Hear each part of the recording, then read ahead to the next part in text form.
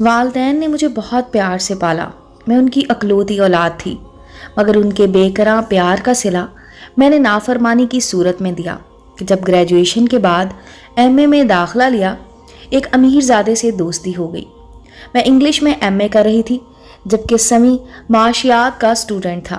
ہمارے ڈپارٹمنٹ الگ الگ تھے، تاہم کینٹین کی طرف یا لائبریری میں مڈ بھیڑ ہو جاتی تھی۔ نہیں معلوم وہ کب سے مجھ پر نظر رکھے ہوئے تھا۔ بالآخر ایک روز اس نے حرف مدعا بیان کر ہی دیا اور جو بات دل میں تھی مجھ سے کہہ دی۔ وہ ایک خوبرو نوجوان تھا، اپنی قیمتی گاڑی میں یونیورسٹی آتا تھا، مالی آسودگی حلیے سے عیاں تھی۔ بھلا ایسے چاہنے والے کو کون ٹھکرا سکتا ہے؟ یہ ایم اے کا آخری سیمسٹر چل رہا تھا جب اس نے مجھے اپنی شریک حیات بنانے کا عندیہ ظاہر کیا۔ میں نے اس کی پیشکش کو اپنی خوش قسمتی تصور کرتے ہوئے تہہ دل سے قبول کر لیا، تاہم احتیاط لازم تھی کیونکہ تعلیمی دورانیہ نیک نامی سے یونیورسٹی میں گزارا تھا۔ اب آخری دنوں میں خود پر کسی کی منتقلی کو اٹھتے نہ دیکھنا چاہتی تھی، لہٰذا یونیورسٹی میں ہم ذرا دیر کو واجبی سی بات کر لیتے، لیکن چھٹی کے بعد گھنٹے 2 گھنٹے میں اس کے ساتھ کبھی کسی اچھے ریسٹورنٹ میں لنچ کر کے اور کبھی میں ڈرائیونگ کے بہانے ساتھ گزارتی تھی۔ یہ روزانہ کا معمول تھا اور امی سمجھتی تھی کہ سالانہ امتحان کی تیاری لائبریری میں بیٹھ کر کرتی ہے۔ میں نے ان سے یہی کہہ رکھا تھا۔ سالانہ امتحان ہو گئے، ابھی رزلٹ بھی نہ نکلا تھا کہ سمیع نے میرے کان کھانا شروع کر دیے۔ اب صبر نہیں ہو سکتا، میں تمہاری دوری برداشت نہیں کر سکتا، ہمیں شادی کر لینی چاہیے۔ میں ویل آف فیملی سے ہوں، تم نے بھی تعلیم مکمل کر لی ہے، تو اب کس بات کی دیر ہے؟ مجھے والدین سے ڈر لگتا ہے، اگر انہوں نے تمہارا رشتہ قبول نہ کیا تو کیا ہوگا؟ چپ رہنے سے بھی مسئلہ حل نہیں ہوگا، سمیع نے سمجھایا۔ تمہیں اپنے والدین سے بات کرنا ہی پڑے گی۔ ابھی تو میں اپنے والدین کو تمہارے گھر لا سکتا ہوں۔ میں کہتی، اچھا بات کرتی ہوں، ذرا ٹائم دو۔ بات دراصل یہ تھی کہ میری منگنی چچا زاد سے طے ہو گئی تھی۔ یہ فیصلہ ہمارے والدین نے برسوں پہلے کر لیا تھا۔ والد اور چچا کا کاروبار، جائیداد اور سبھی کچھ مشترکہ تھے۔ چچا کا ایک ہی بیٹا تھا اور میں بھی اکلوتی تھی، لہٰذا یہ طے ہو چکا تھا کہ زندگی میں دونوں بھائی کبھی جدا نہ ہوں گے۔ دونوں میں مثالی محبت تھی۔ میرا چچا زاد زبیر صرف ایف اے پاس تھا۔ اس نے تعلیم چھوڑ کر اپنے والد کے ساتھ کاروبار میں شمولیت اختیار کر لی تھی کیونکہ اسے پڑھنے سے کچھ زیادہ دلچسپی نہ تھی۔ اگرچہ وہ ایک محنتی سیدھا سادہ لڑکا تھا، لیکن وہ جو کہاوت ہے نا کہ گھر کی مرغی دال برابر، بالکل درست ہے۔ مجھے زبیر نے بھی کبھی متاثر نہ کیا۔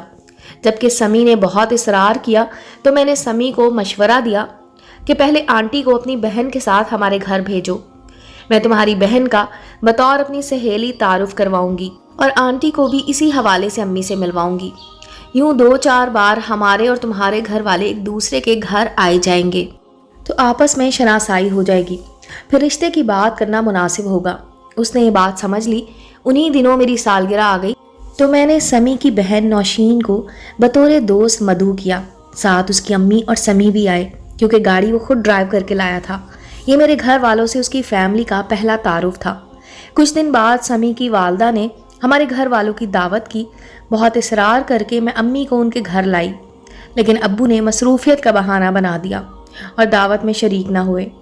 بہرحال خواتین کا ایک دوسرے سے خوب اچھی طرح تعارف ہو گیا اور اجنبیت باقی نہ رہی۔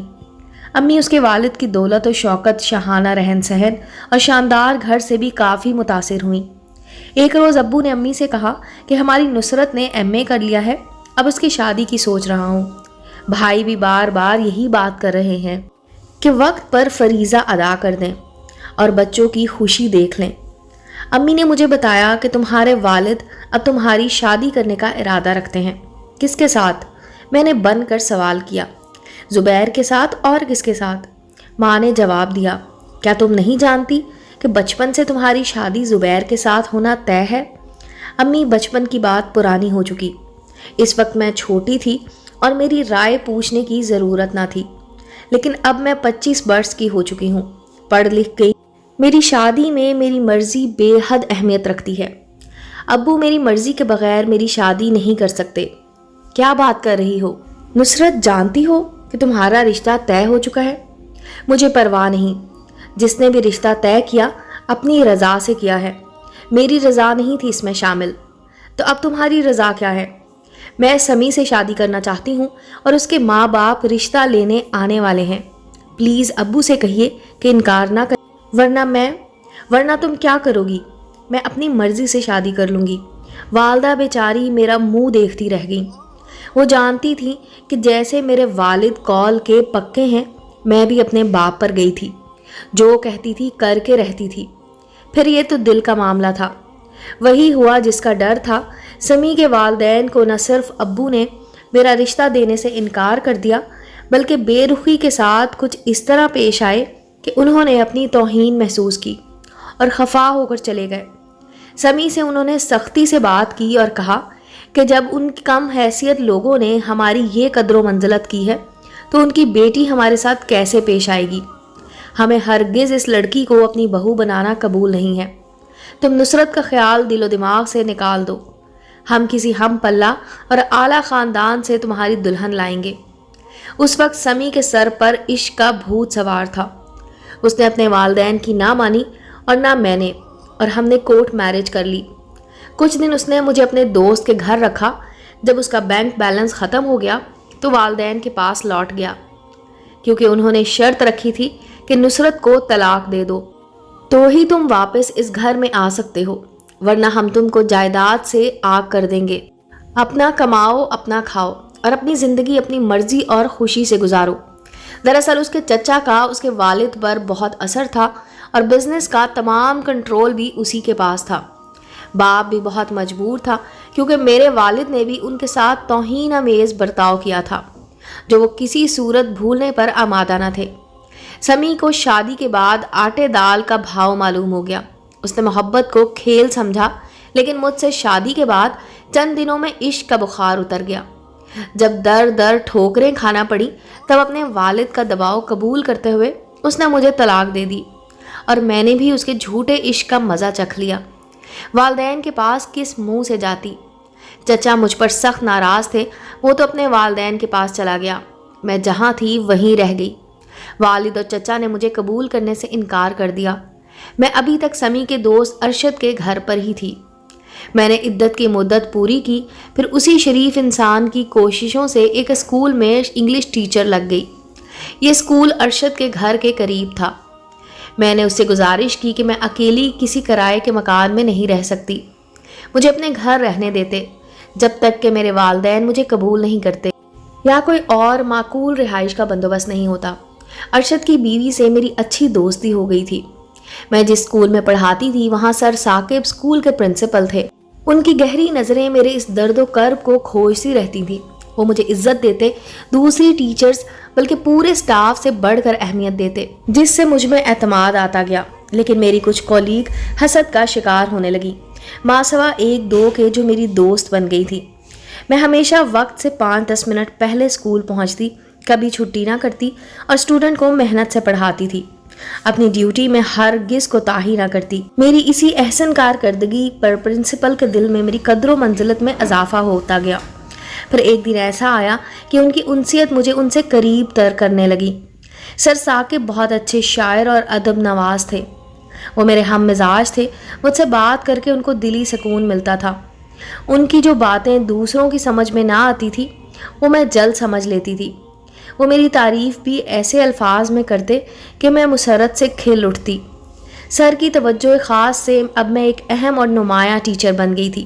سارے اسٹاف سے زیادہ اس اسکول میں میرا مقام بن چکا تھا اور ادارے کا سربراہ خود ہر مشورہ مجھ سے لیتا تھا۔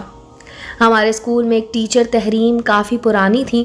سینئر ہونے کے سبب مجھ سے پہلے اس کو سب میں نمایاں جگہ ملی ہوئی تھی، لیکن اب وہ بھی میرے پیچھے کھڑی ہوتی تھی۔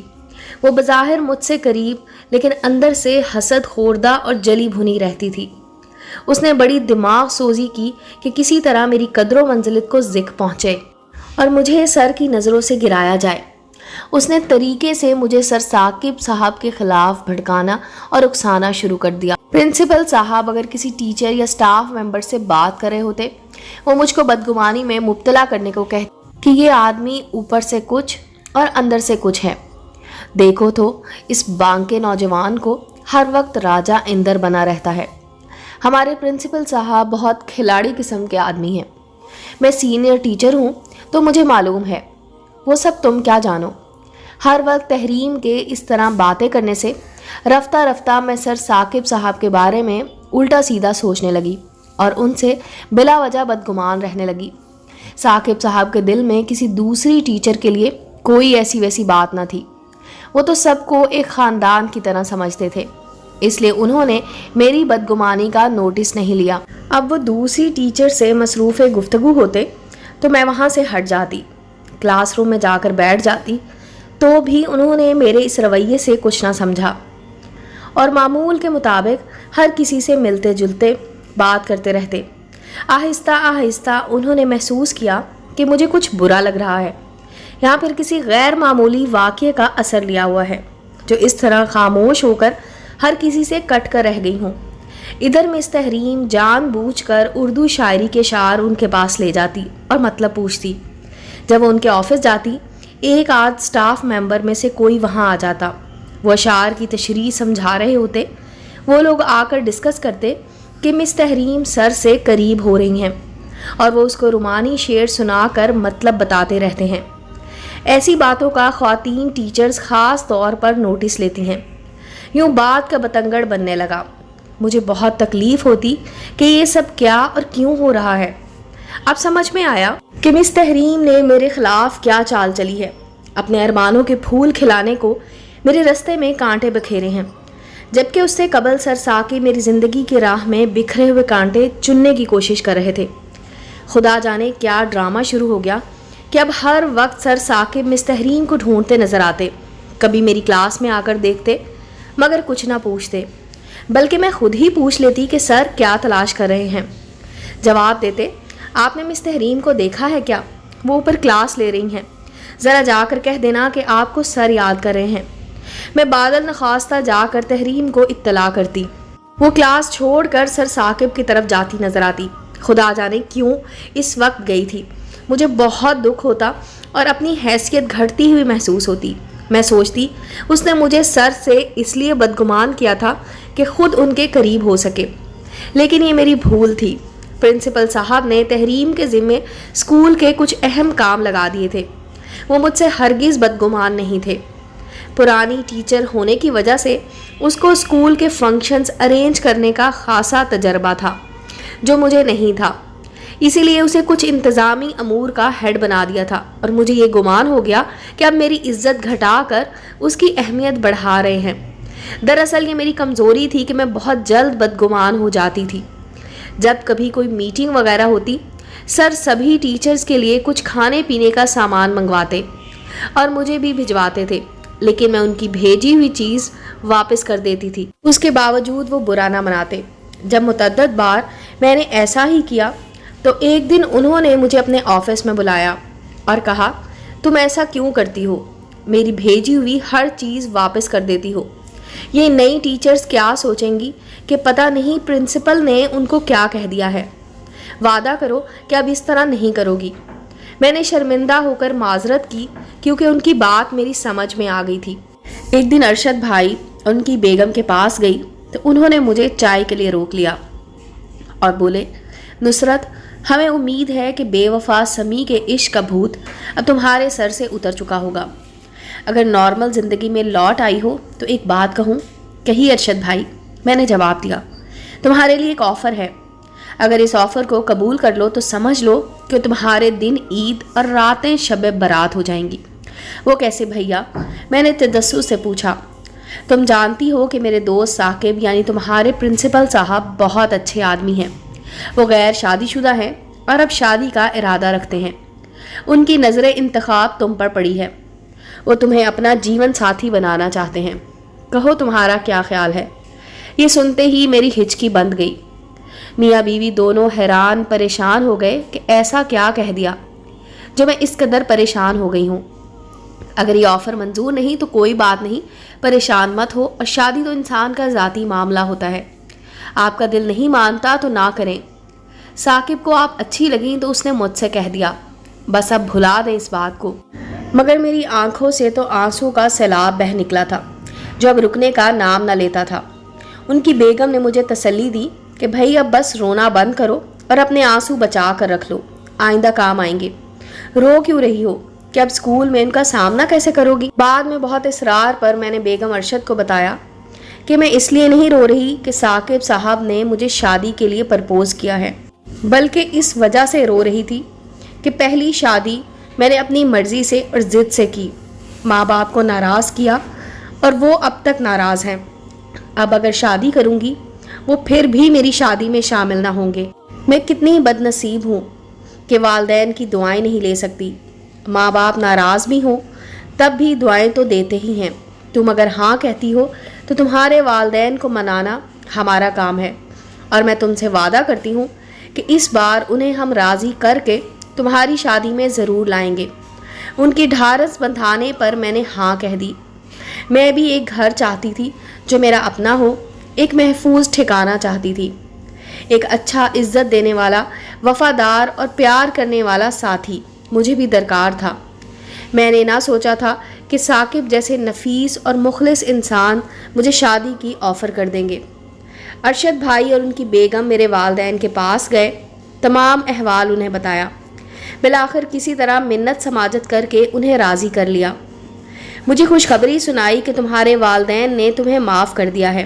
वो तुम्हारी और साकिब की शादी में ज़रूर शरीक होंगे और तुम्हें अपनी दुआओं की छाँव में रुखसत करेंगे, लेकिन अपने घर से नहीं बल्कि हमारे घर से, क्योंकि तुम्हारे चचा अभी तक तुमसे नाराज़ हैं, लिहाजा वो अपने घर से रुखसत करने से माजूर हैं। इस तरह मुझे एक अच्छा जीवन साथी मिल गया। तमाम लड़कियों से इल्तजा है कि झूठे प्यार के चक्करों में आकर अपने माँ बाप की इज्जत और अपनी ज़िंदगी ख़राब ना करें। उम्मीद है दोस्तों स्टोरी अच्छी लगी होगी। चैनल को लाइक और सब्सक्राइब करें और बेल आइकॉन का बटन दबाना मत भूलें ताकि हर नए आने वाली स्टोरी का नोटिफिकेशन आपको मिल सके। मिलते हैं अगली स्टोरी के साथ।